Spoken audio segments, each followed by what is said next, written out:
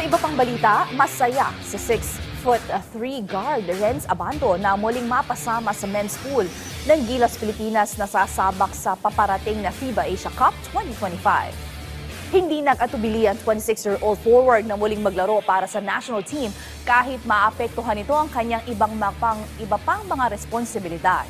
Matatandaang parte rin si Abando ng Strong Group Athletics Pilipinas na muling babalik sa Taiwan para depensahan ang kanilang kampyonato sa paparating na Jones Cup. Pagtapos nito, wala namang tsansang magpahinga ang Tubong Pampanga dahil agad silang sasalang sa Saudi Arabia para sa FIBA Asia Cup na magsisimula sa August 5. Ba't mo pa pagdidesisyonan yun? Diba? Gilas na yun eh. Tsaka hindi naman nasagasaan yung sa Gilas. Naging open naman sila na alam nila na dito pa rin ako.